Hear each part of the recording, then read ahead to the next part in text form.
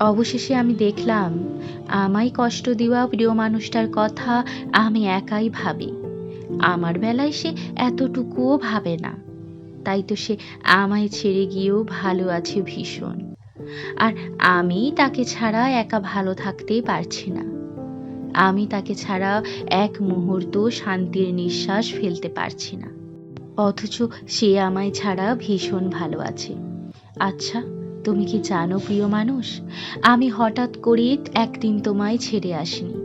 আর আমি একটা দিনেও তোমায় ভুলে যাইনি।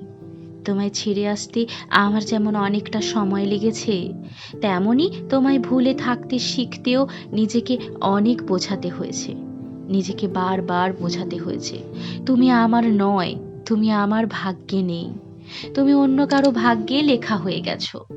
আমি একটা দিনেও তোমায় ছেড়ে থাকা শিখে যাইনি। তুমি জানো, তোমায় ছেড়ে থাকতে গিয়ে আমার দম বন্ধ হয়ে আসতো প্রতিদিন। তারপর নিজেকে কত বোঝাতাম। তুমি এসব বুঝবে না আমি জানি। আমি বৃথাই তোমায় এত কথা বলে যাচ্ছি, তবুও বলি। আসলে সেদিন কিছু না ভেবেই তোমায় হুট করে ভালোবেসে ফেললাম, কিন্তু ছাড়ার সময় আর তোমায় হুট করে ছেড়ে দিতে পারিনি। তাই তো তোমার কাছে কত অপমানিত হয়েছি দিনের পর দিন। তারপর একদিন সব অপমান মেনে নিতে নিতে, নিজেকে মানিয়ে নিতে নিতে, কষ্ট পেতে পেতে একদিন নিজেকে বুঝিয়ে ফেললাম তুমি আমার নয়, তোমায় আমি পাবো না। যত যন্ত্রণাই পাই, তুমি কখনো আমার হবে না। সেদিন বুঝলাম আমায় সরে যেতে হবে তোমার থেকে।